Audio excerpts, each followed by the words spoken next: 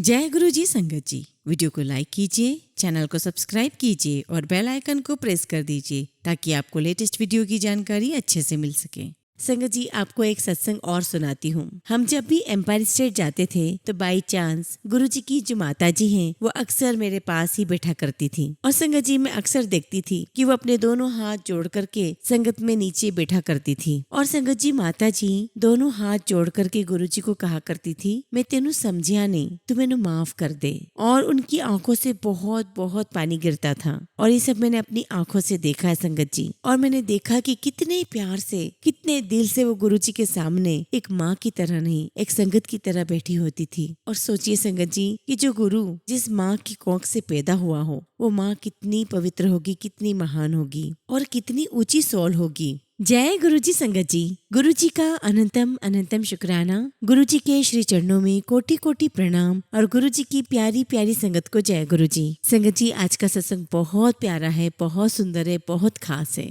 गुरु जी की प्यारी और पुरानी संगत का सत्संग है और संगत की जर्नी बहुत प्यारी है। आप सबको बहुत बहुत आनंद आएगा और गुरु जी महाराज की ब्लेसिंग्स भी मिलेंगी। संगत जी, सत्संग को अंत तक सुने, पूरा सुने, पूरे भक्ति भाव के साथ सुने। संगत जी, अगर आप भी अपना सत्संग शेयर करना चाहते हैं तो सुंदर लिखावट में हिंदी में ईमेल आईडी और व्हाट्सएप पर शेयर कर सकते हैं। और अगर आप चाहें तो ईमेल आईडी और व्हाट्सएप पे टाइप भी कर सकते हैं। तो चलिए संगत जी, सत्संग शुरू करते हैं। संगत जी, आज हम जिनका सत्संग सुनने जा रहे हैं वो गुरु जी की प्यारी और पुरानी संगत सिमी आंटी का है। जय गुरु जी, शुक्राना गुरु जी। सारी संगत को जय गुरु जी। गुरु जी महाराज को कोटि कोटि शुक्राना कि उन्होंने मुझे ये मौका दिया कि मैं आप सबके साथ गुरु जी की इस प्यारी जर्नी को शेयर कर रही हूँ। संगत जी, गुरु जी महाराज का गुणगान कहाँ से शुरू करूं? गुरबानी में कहते हैं, गुरु बिन घोर अंधार, गुरु बिन समझ न आवे। और संगत जी, जब मैं पीछे मुड़कर देखती हूँ तो मैं पाती हूँ कि मेरी जिंदगी दो हिस्से में डिवाइडेड है। एक गुरु जी महाराज से मिलने से पहले की और दूसरी गुरु जी महाराज से मिलने की बात की। गुरु जी महाराज ने मुझे सब कुछ दिया हुआ था, अच्छा परिवार, प्यार वाले लोग, इज्जत, पद, पैसा, प्रतिष्ठा, मान, सम्मान, सब कुछ दिया हुआ था। लेकिन फिर भी संगत जी, मन में इतना डर लगा रहता था, इतना खोखलापन लगता था। गुरुजी महाराज की जितनी रहमतें मिली थी उतना ही ज्यादा डर लगता था। सोचती थी कि जो कुछ भी मिला है वो कहीं मुझसे खो ना जाए, कहीं दूर न चला जाए। संगत जी, हम एक बड़ी ही शैलो यूनिवर्स में रहते थे जहाँ पर शुक्राना नहीं था, ग्रेटिट्यूड नहीं था और जितना मिलता था उससे भी ज्यादा खौफ रहता था। खौफ रहता था उन मुश्किलों का। लगता था कि मैं तो नहीं सह सकती, अगर मेरी लाइफ में आ जाए, मुझ पर आ जाए तो मैं क्या करूंगी, मैं तो नहीं सह पाऊंगी। और उसके बाद जब गुरुजी महाराज के दर्शन हुए तो वो शब्द की लाइन याद आती है, सो सतगुरु प्यारा मेरे नाल है, जिथे किथे मैनू ले छड़ाई। मैं तो कैसा भी हूँ, वो साहिब मेरे साथ है। मैंने उसका हाथ नहीं पकड़ा, उसने मेरा हाथ पकड़ा है, वो मुझे बचाएगा। मैं अपने आप पे तो गुरु नहीं कर सकती या कर सकता कि मैं अपने आप को बचा लूंगी या बचा लूंगा, लेकिन ये जरूर है कि मेरा वाहे गुरु, मेरा सच्चा पातशाह, मैंने जो अकाल पुरख देखा है धरती पे चलते हुए, जिसके दर्शन किए, जिसकी संगत में हम बैठे, जिसके दिए हुए लंगर खाए, जिसके हमने वचन सुने, वो दाता मुझे रखेगा। क्योंकि उसका लिखा हुआ था तो ये दिन मेरी लाइफ में आया, वरना ये मेरे ऐसे कर्म नहीं थे कि मैं उन तक पहुंच सकूं। सो संगत जी, गुरु जी बहुत बड़ी शक्ति है। गुरु जी हमारी साल्वेशन है, हमारी मुक्ति का मार्ग है। बस हमें थोड़ी छोटी छोटी कोशिशें करती रहना चाहिए कि हम उस दाते को और कस के पकड़ सकें। हम अपने दाते से कभी बिछड़े ना, हम उस पर कभी दाग न लगाएं। वो सच्चा बादशाह, रहमतों का मालिक, जिन्होंने हमें इतनी नायाब दात अपनी बख्शी है, अपने सत्संग की, अपने प्रेजेंस की, जिन्होंने हमें अकाल पुरख साक्षात दर्शन करवाए हैं, वो हमसे कभी ना बिछड़े। तो संगत जी, मेरे लिए मेरे गुरुजी मेरी सैल्वेशन है। गुरुजी मेरा वो घर है जहाँ से मैं आई थी और जहाँ से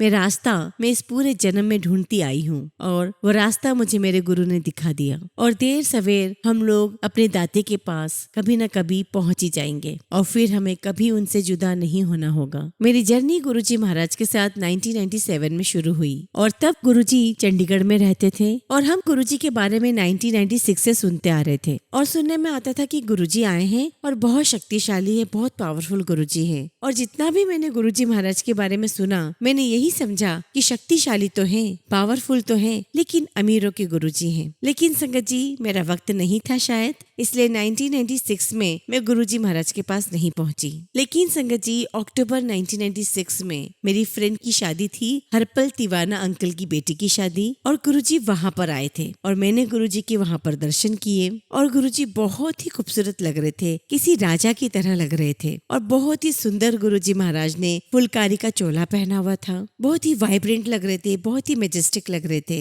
बहुत बहुत सुंदर लग रहे थे। लेकिन मैं फिर भी डर गई। मैंने देखा कि गुरुजी महाराज को लोग बहुत प्यार कर रहे हैं, उनकी संगत बहुत प्यार कर रही है और मैंने गुरुजी महाराज को दूर से ही देखा, दूर से ही उनके दर्शन करे और मैंने सोचा कि मैं गुरुजी महाराज को दूर से ही ऑब्जर्व करूंगी और मैंने दूर से ही गुरुजी महाराज के सामने बहुत रिस्पेक्टफुली अपना सिर झुकाया। अब 1997 में सडनली मेरे भाई को उसके हिप में बहुत दर्द शुरू हो गया और उस टाइम मेरे भाई की उम्र मात्र 26 या 27 साल की होगी और उस समय उसकी शादी हो चुकी थी और उसे बहुत प्यारा बच्चा था। और जब इसे हिप में प्रॉब्लम हुई और इसे डॉक्टर को दिखाया तो उन्होंने बहुत डरा दिया। डॉक्टर ने कहा कि इसे हिप में वस्कुलर नेक्रोसिस की प्रॉब्लम है और डॉक्टर ने कहा कि ज्यादातर यह प्रॉब्लम उसे होती है जो बहुत ड्रिंक करता है। लेकिन संगत जी, माय ब्रदर इज टीटोटलर। मेरा भाई बिल्कुल भी शराब नहीं पीता था and my father is also teetotaler. तो हमें समझ में नहीं आया कि ये प्रॉब्लम कहाँ से आई और डॉक्टर ने कहा कि तुम्हें बिल्कुल भी नहीं चलना है, या तो तुम्हें व्हील चेयर में रहना है या फिर तुम्हें क्रचेस का सहारा लेना है, क्योंकि अगर तुमने अपने पैरों पे जोर दिया तो तुम्हारे पैरों की हड्डियां पाउडर की तरह अपने टिश्यूज में घुस जाएंगी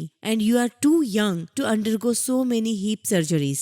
अब संगत जी, हमारे घर में तो एकदम से दुख के बादल छा गए। एक इतना यंग बच्चा जिसका इतना प्रॉमिसिंग करियर है, जिसकी अपनी जिंदगी स्टार्ट हो रही है और जो बहुत बहुत एडवेंचर लविंग है, और सडनली उसकी जिंदगी बिल्कुल ही रुक गई। वो इंडिया से बाहर जाना चाहता था और वो यूएसए में अपनी आगे की पढ़ाई करना चाहता था। और जब मेरे अंकल ने देखा तो उन्होंने हमें कहा कि चलो मेरे गुरुजी के पास चलो, वो सब कुछ ठीक कर देंगे। और जब हम गुरुजी के दर्शन करने 33 सेक्टर चंडीगढ़ में पहुंचे, मैं आपको सच कह रही हूँ संगत जी कि पहली मुलाकात में हमें ऐसा लगा जैसे गुरुजी महाराज सब कुछ संभाल लेंगे। इतनी प्यारी प्रेजेंस गुरुजी महाराज की, ऐसा लगा जैसे वो तुम्हारे अंदर से सारी नेगेटिविटी, सारे परेशानी, सारे दुख को बाहर निकाल देंगे। तो संगत जी, हमें वहाँ जाकर के बहुत तसल्ली मिली, बहुत प्यार मिला और सबसे ज्यादा संगत जी, जब हमने गुरुजी का सत्संग सुना, उनके भक्तों के शुक्राने सुने, तब हमें भी यही लगा कि हमारी भी तकलीफें दूर हो जाएंगी। और गुरुजी महाराज की प्रेजेंस इतनी स्ट्रांग थी कि हमें लगा कि गुरुजी महाराज हमारे अंदर से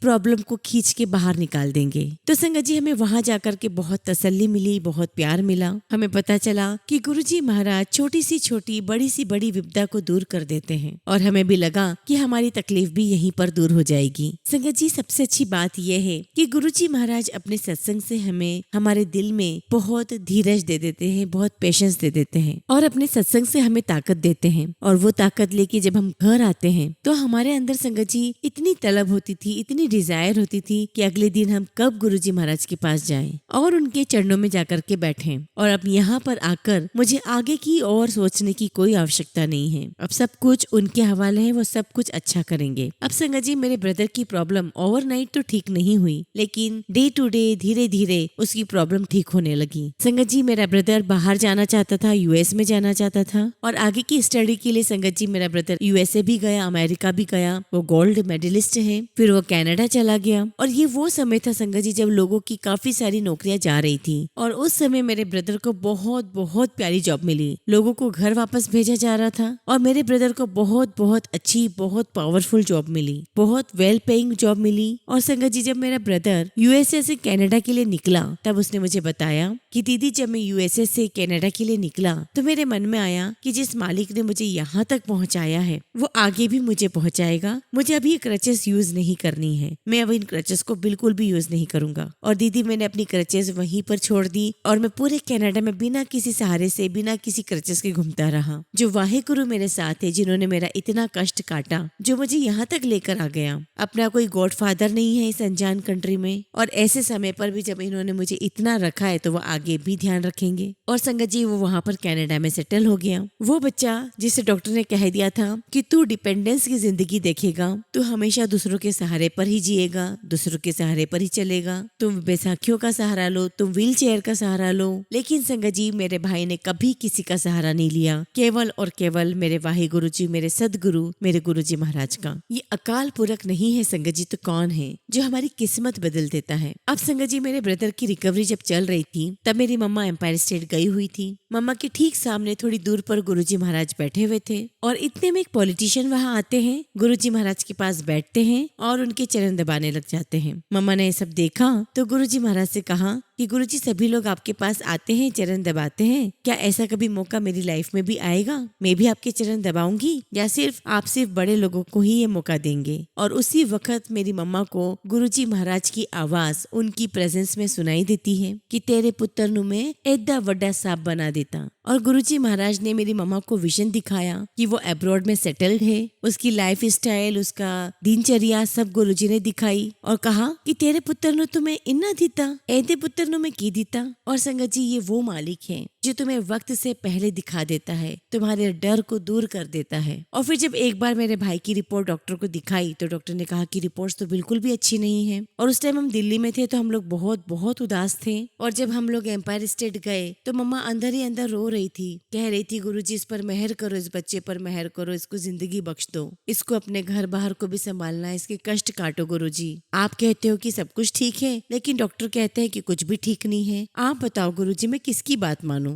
इतने में मम्मा क्या देखते हैं कि जहाँ गुरुजी महाराज बैठे हुए हैं और उनके सामने इतनी सारी संगत बैठी हुई है, उस ड्राइंग रूम से सारी संगत चली जाती है, सिर्फ उस कमरे में गुरुजी है, मेरी मम्मा है और मेरा भाई है। गुरुजी अपने सिंहासन से उठकर आते हैं, मेरे भाई के पास जाते हैं, वो भी खड़ा हो जाता है, मेरी मम्मा भी खड़ी हो जाती है और गुरुजी महाराज मेरे भाई की तरफ आशीर्वाद देने की मुद्रा में हाथ उठाते हैं और गुरुजी महाराज के हाथ में से सिल्वर कलर की रेज निकलती है और मेरे भाई के पूरे शरीर पर ऐसे जाती है जैसे कि वो रेज मेरे भाई को क्लीन कर रही हो। फिर गुरुजी महाराज मेरे भाई को घुमाते हैं और उसकी पूरी पीठ पर, पूरे बैक पर भी वो रेज गिराते हैं और फिर गुरुजी कहते हैं कि जा तू पुरानी वाली गर्वी छोड़ दे और नई वाली गर्वी लेकर आ। और गुरुजी महाराज मेरी मम्मी को विजन में दिखाते हैं कि देख तेरा बेटा कितनी प्यारी जिंदगी जी रहा है और दिखाया कि देख मैंने तेरे बेटे को एक नई जिंदगी दी है। अब ये तो संगत जी मेरी माँ का एक्सपीरियंस था एम्पायर स्टेट में गुरुजी की प्रेजेंस में। और बहुत सारे सालों के बाद, लगभग 15 से 20 साल के बाद,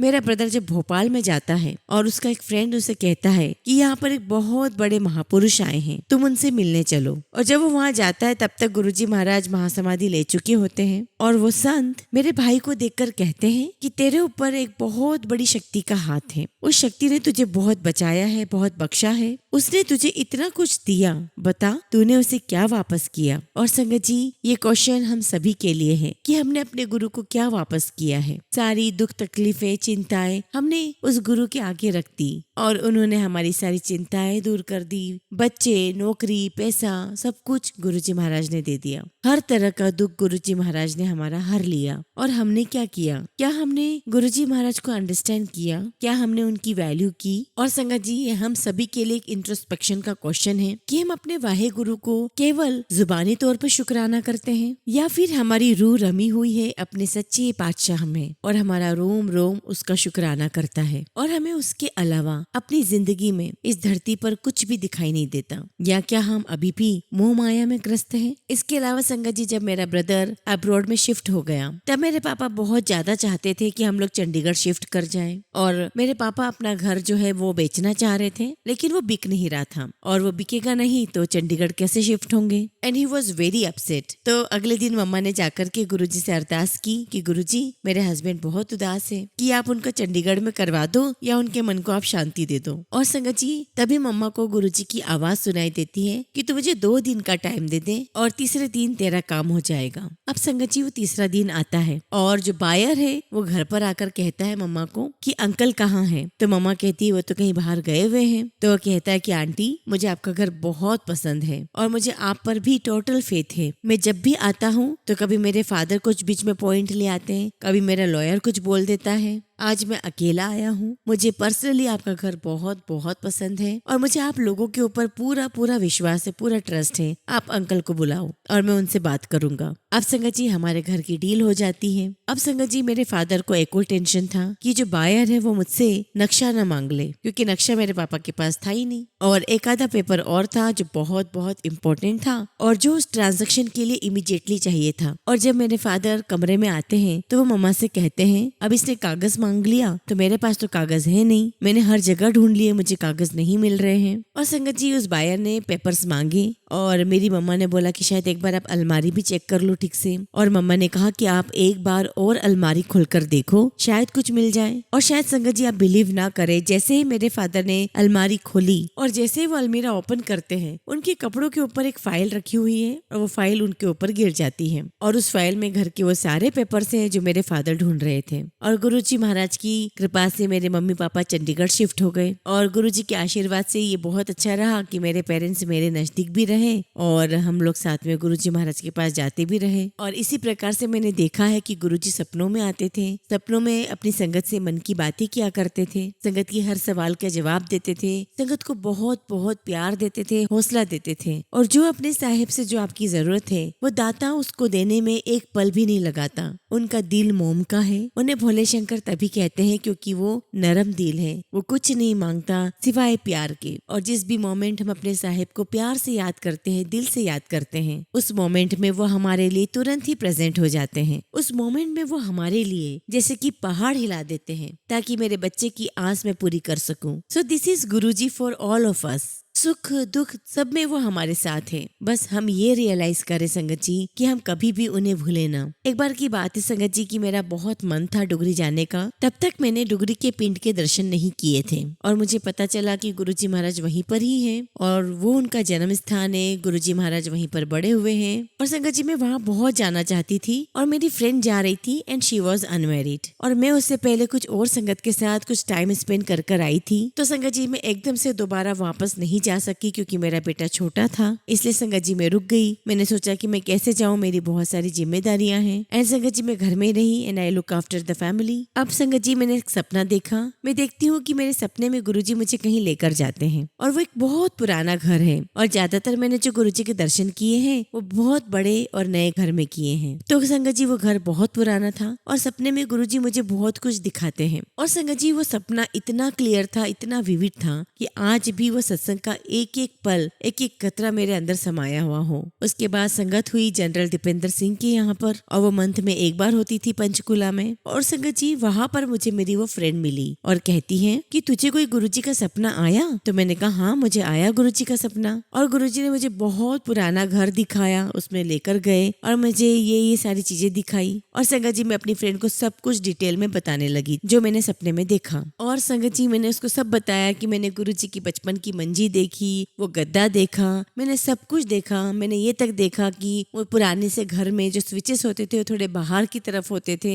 मैंने सब कुछ बताया और मेरी फ्रेंड हंसकर कहने लगी कि तू जो कुछ भी मुझे बता रही है ना वो सब कुछ मैं गुरुजी के पिंड में देख कर आई हूँ। तो संगत जी जब हमारी इच्छा बहुत तेज होती है, जब हमारे मन का प्यार बहुत तेज होता है, तो उस मालिक ने कहा कि अगर तू मेरे पास नहीं आ सकती तो मैं तेरे पास आ जाता हूँ। तो जो मेरी फ्रेंड ने वहाँ जाके दर्शन किए वो गुरुजी महाराज ने मुझे सपने में दर्शन करा दिए। संगत जी गुरुजी महाराज के बहुत सत्संग हैं। ऐसे एक बार मेरे हस्बैंड की तबीयत खराब हो गई तो डॉक्टर को दिखाया गया। तो डॉक्टर ने कहा कि जो मेरे हस्बैंड है उनकी वोकल कॉर्ड्स खराब हो गई हैं और डॉक्टर ने बताया कि इनकी एक वोकल कॉर्ड पूरी तरीके से बंद हो गई है और दूसरी जो वोकल कॉर्ड है वो सिर्फ 25% चल रही है, जिसकी वजह से इनकी आवाज ऑलमोस्ट खत्म हो गई है और साथ साथ में इनकी विंड पाइप और फुट पाइप भी रुक रही है और इनके गले में कोई बहुत बड़ी सिस्ट हो गई है जो 6 इंच लंबी है। और संगत जी हम सबके लिए बहुत बहुत शॉकिंग था कि ये ऐसी न्यूज कहाँ से आ गई, ऐसी प्रॉब्लम कहाँ से आ गई। और डॉक्टर ने कहा कि इसके लिए तो मैं भी अभी कुछ नहीं कर सकता जब तक ऑपरेशन नहीं हो जाता। जब ऑपरेशन होगा तभी हम बता पाएंगे कि ये सिस्ट का नेचर कैसा है। और उस समय पे संगत जी मेरी फैमिली गुड़गांव में रहती थी और मेरा बेटा भी वही था, तो उन्होंने मुझे इंसिस्ट किया कि आप यहाँ आ जाओ और यहाँ पर भी हम एक सेकेंड ओपिनियन लेंगे। और संगत जी हम लोग सुबह निकलते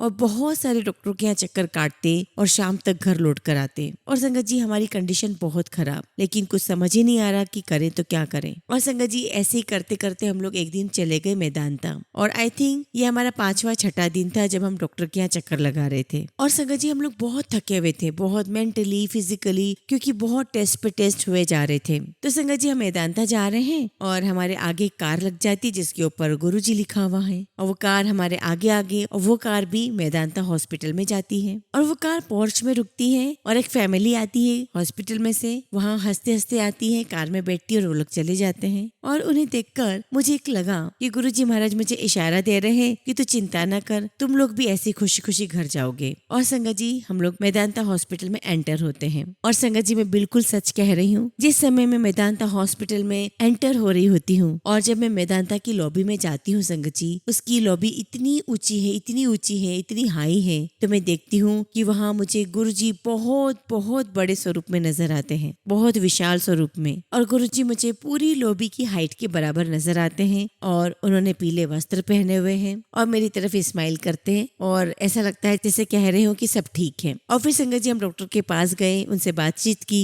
और उन्होंने हमें समझाया कि ऐसी ऐसी प्रॉब्लम है, आप घबराओ मत। और डॉक्टर ने कहा कि हमें कोई सर्जरी करनी पड़ेगी, लेकिन मुझे 1.5 महीने से पहले समय है नहीं और ये सर्जरी इमीडिएटली करनी है। अब संगत जी सब कुछ तय हो गया था, सर्जरी करनी है, हम तैयार थे, डॉक्टर भी तैयार थे, लेकिन उनके पास डेज नहीं थे, तारीखें नहीं थी, उन्हें बाहर जाना था। और उतने में संगत जी उनका पीए हमारे पास आता है और कहता है कि अभी आप लोग जाओ, मुझे अभी बहुत सारे पेशेंट्स देखने हैं। लेकिन संगत जी थोड़ी ही देर बाद वो पीए वापस आता है हमारे पास और कहता है कि क्या आप अभी के अभी हॉस्पिटल में एडमिट हो सकते हो और हम तुम्हारे ऊपर पहली सर्जरी मॉर्निंग में कर देंगे। अब देखिए संगत जी, ना हमारे पास कोई कागज, ना हमारे पास कोई पेपर, ना कोई हमारे पास पैसे, और वहाँ से हॉस्पिटल से हमें बोल रहे हैं कि कोई बात नहीं, आप पैसे मंगवा लीजिए और हम लोग ऑपरेशन शुरू करते हैं। और संगत जी सुबह सुबह मेरे हस्बैंड की सर्जरी हो जाती है और गुरुजी की कृपा के साथ मेरे हस्बैंड की रिपोर्ट भी ठीक आती है। और संगत जी जब मेरे हस्बैंड हॉस्पिटल में रिकवर कर रहे थे तब मुझे गुरुजी की एक संगत का मैसेज आता है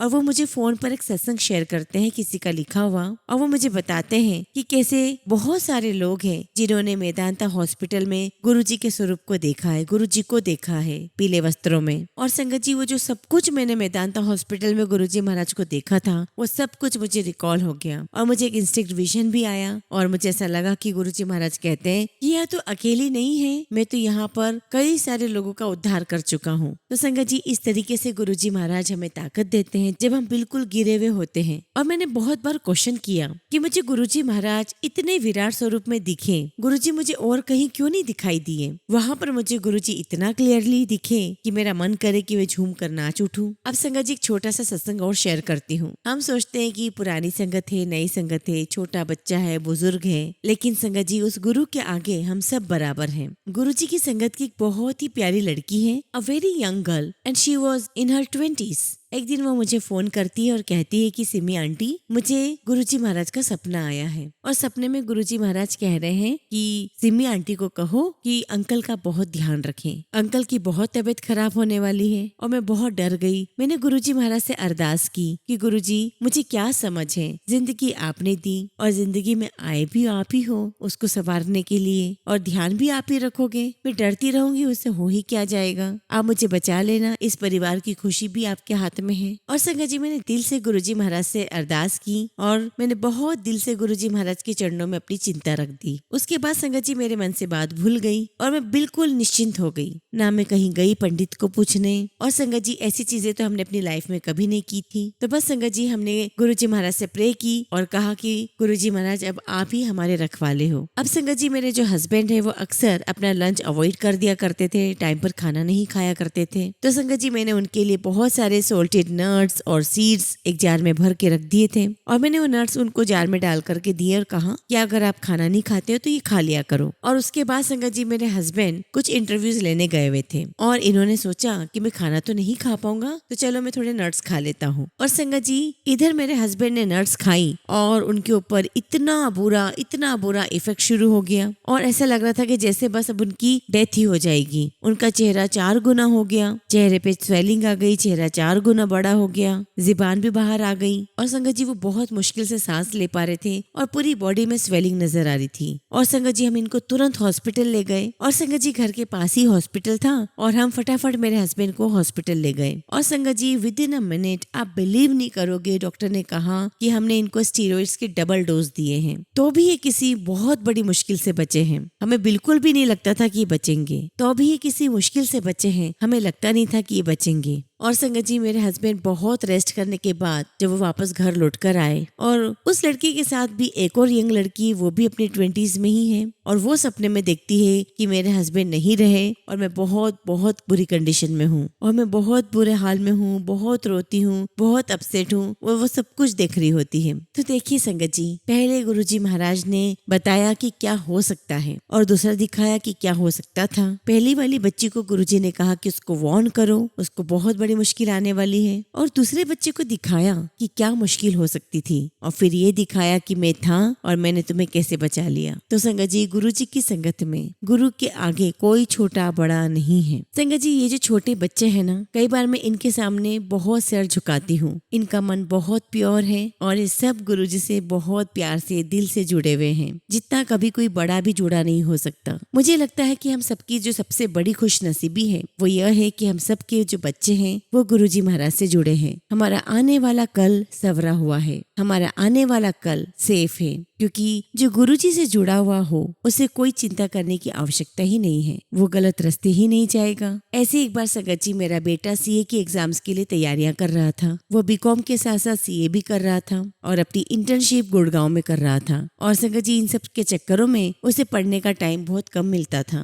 तो जब वो पेपर्स के लिए आया संगत जी, और पेपर्स के बाद जब उसका रिजल्ट आने का टाइम हुआ तो उसे सपना आता है कि गुरुजी महाराज उसे एग्जामिनेशन सेंटर लेकर गए हैं और उसे दिखाते हैं कि तेरा पेपर चेक हो रहा है, तेरा पेपर मार्क हो रहा है। और गुरुजी महाराज ने उसे दिखाया कि तेरे इस पेपर में इतने मार्क्स आए हैं, तेरे उस पेपर में इतने मार्क्स आए हैं, और फिर दिखाया कि तेरा टोटल इतना है। लेकिन सीए में एक सर्टेन परसेंटेज से पास होना जरूरी होता है, और उन्होंने देखा कि गुरुजी ने ज्यादा बच्चे पास कर दिए और गुरुजी ने फिर उनके मार्क्स थोड़े थोड़े रिड्यूस किए, और गुरुजी ने ये दिखाया फिर कि पहले तेरे इतने मार्क्स थे, अब तेरे इतने मार्क्स हैं और तू पास हो गया है। और संगत जी, मेरा बेटा सुबह उठता है और कहता है कि गुरुजी आपने मुझे क्या दिखाया, ये सब्जेक्ट का पेपर तो मेरा बहुत अच्छा गया, इसमें तो मुझे ज्यादा मार्क्स आने चाहिए थे। लेकिन संगत जी, आप विश्वास नहीं करोगे, उसको इंडिविजुअल पेपर में भी वही सेम मार्क्स थे जो गुरुजी महाराज ने उसे सपने में दिखाए, और उसका टोटल भी वही सेम मार्क्स था जो गुरुजी ने दिखाया। ये कौन कर सकता है संगत जी, जो हर जगह मौजूद है, हर जगह प्रेजेंट हो, जो तुम्हें टाइम ट्रेवल करवा देता है, जिसके लिए आगे पीछे पास्ट प्रेजेंट कोई फर्क नहीं पड़ता, जो संगत जी सारी चीजों का जानकार है, वो अकाल पुरख नहीं है तो कौन है। संगत जी, आपको एक सत्संग और सुनाती हूँ।